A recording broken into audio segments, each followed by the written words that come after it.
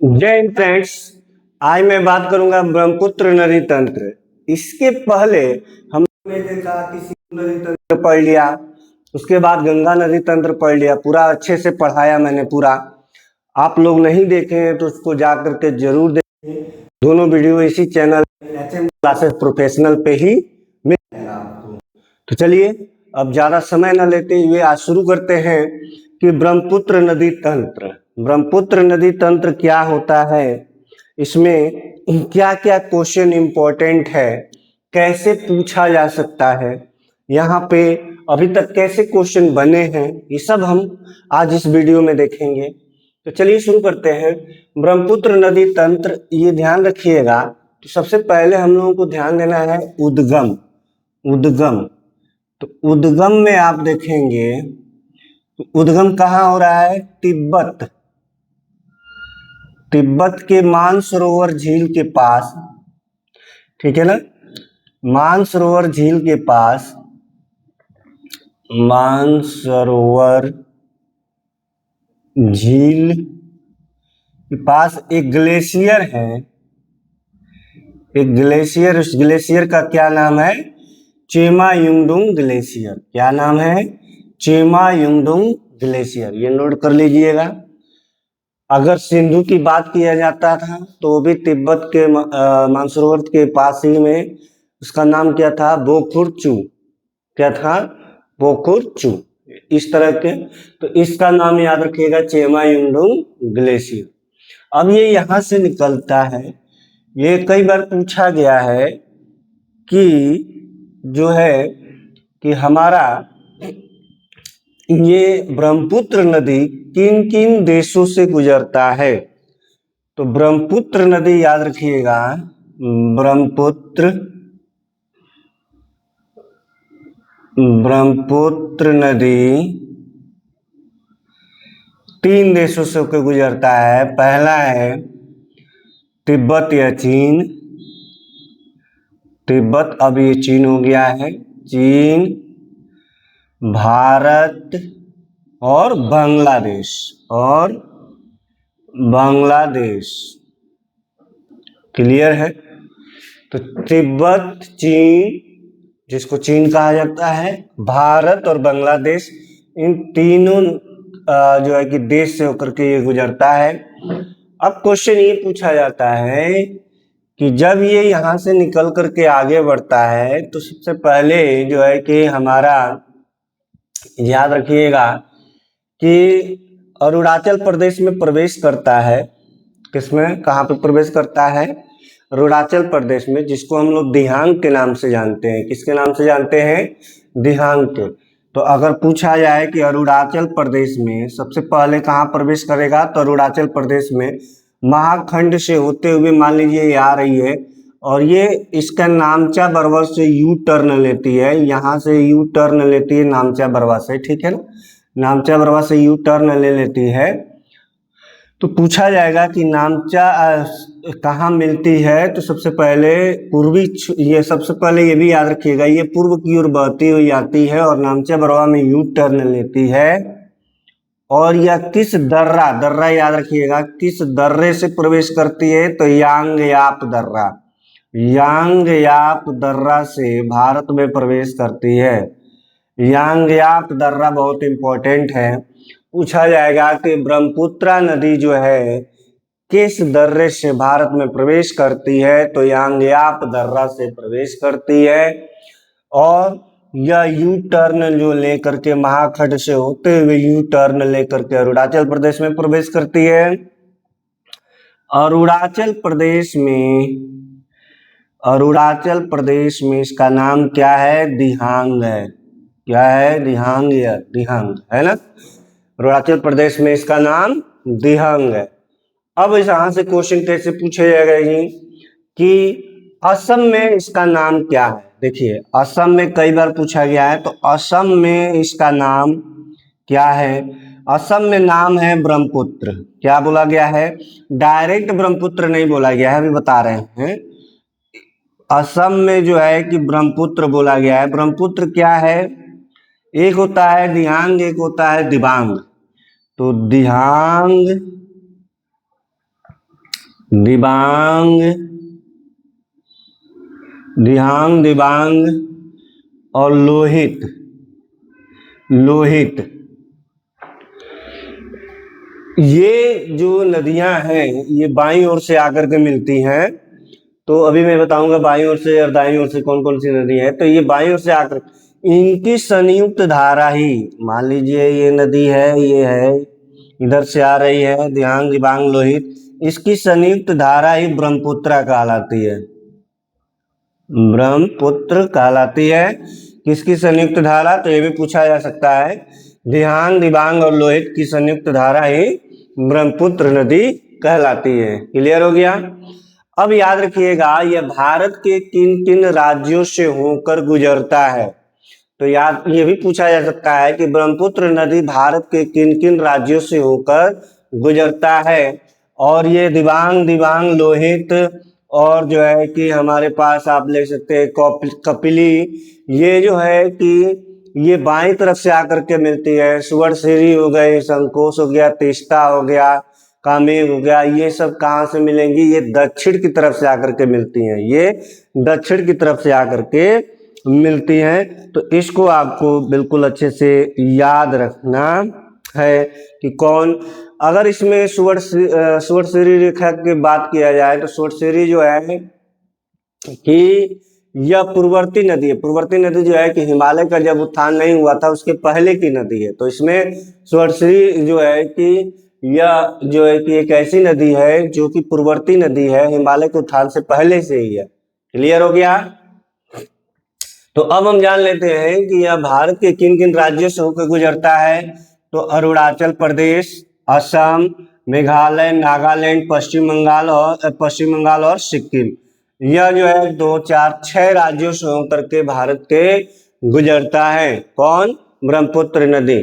अब ये भी याद रखिएगा, ये भी याद रखिएगा, जैसे कि तिब्बत में इसका नाम क्या है? तिब्बत में इसका नाम जो है, तिब्बत में सांगपो कहा जाता है।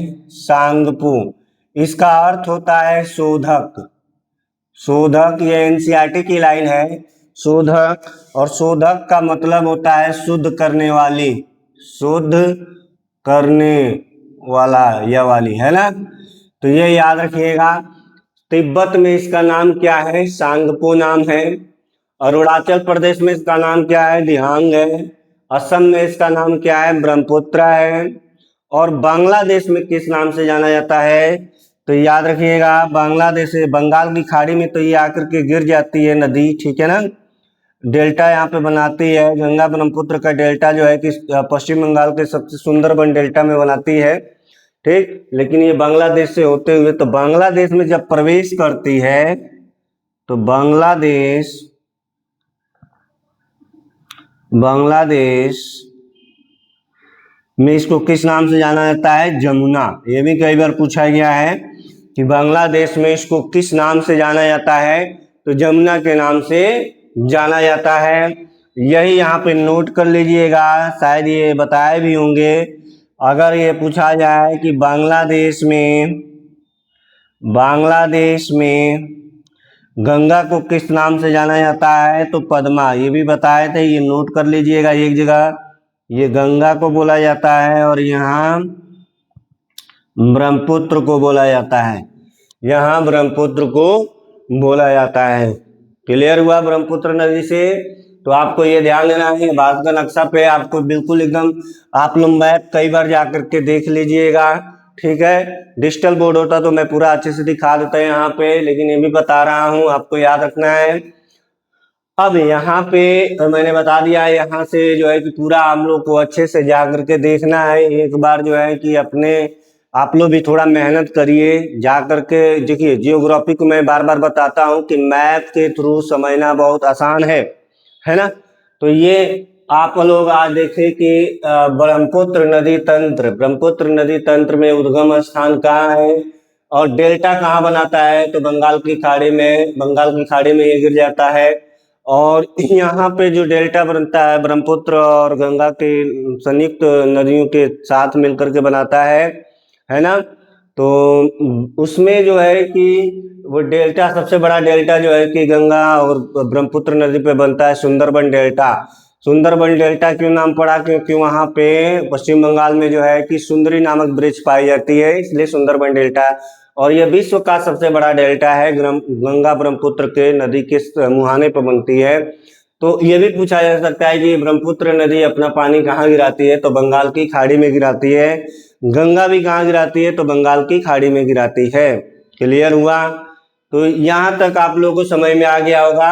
अब हम बात कर लेते हैं कि बाईं तरफ से कौन आकर के मिलती है। बाईं तरफ, तो बाईं तरफ से आकर के, तो यही याद रख लीजिएगा, इसमें क्या है, दिहांग ब्रह्मपुत्र जो है कि दिहांग दिबांग लोहित, ये जो है कि आपका बाईं तरफ से आकर के देखने को मिलता है यहाँ पे। और दाईं तरफ से ध्यान रखिएगा, यहाँ पे बाईं तरफ से आप लोगों ने देख लिया दिहांग, दिहांग दिबांग लोहित, लोहित, और जो होता है एक होता है कोपली, कोपली भी है। अब बाएं दाईं तरफ से कौन आकर के मिलेगी? दाईं तरफ से कौन आकर के मिलेगा? तो याद रखिएगा, सुवर्णश्री, सुवर्णश्री,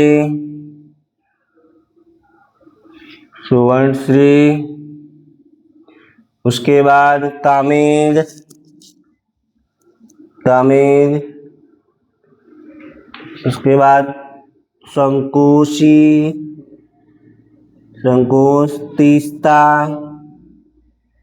ये जो है मानस, ये जो सभी नदियां हैं ये दाएं तरफ से आकर के मिलती है।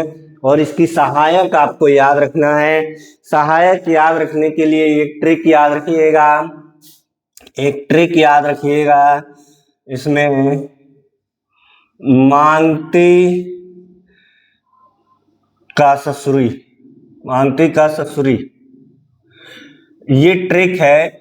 इसमें याद रखिएगा, मानती का मतलब हो गया मानस, मान का मतलब हो गया मानस, मान का मतलब हो जाएगा मानस, ती का मतलब हो गया तीस्ता, तीस्ता, ता का मतलब हो गया कामेग, कामेग, स का मतलब हो गया संकोश,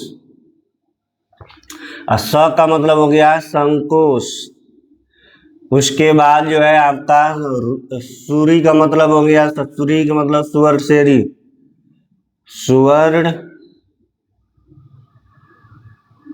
सुवर्ण सिरी, सुवर्ण सिरी है ना। तो ये याद रखिएगा, सुवर्ण सिरी होता है यहाँ पे, सुवर्ण सिरी। तो ये क्या है, मानती का ससुरी, अगर आप याद रखते हैं तो इसका जो है कि सहायक नदी याद कर सकते हैं। लेकिन अगर पूछा जाएगा कि बाईं तरफ से कौन आकर के नदी मिलती है दाईं तरफ से, तो बाईं तरफ से दिहांग दिबांग लोहित कोपली, दाईं तरफ से सुबनसिरी कामेंग संकोच तीस्ता मानस। इस तरह से आप याद रख सकते हैं। किस दर्रे से भारत में प्रवेश करती है? तो यांग्याप दर्रा बहुत इंपॉर्टेंट क्वेश्चन है, यहाँ से कई बार क्वेश्चन आया हुआ है। यह किन किन देश से होकर गुजरता है? तो तिब्बत, भारत, बांग्लादेश। और जो है कि सबसे पहले पूर्व की ओर बहते हुए किस राज्य में प्रवेश करती है? तो अरुणाचल प्रदेश में। असम में किस नाम से जाना जाता है? ब्रह्मपुत्र। अरुणाचल प्रदेश में किस नाम से जाना जाता है? दिहांग। ये सब एनसीईआरटी की लाइन है।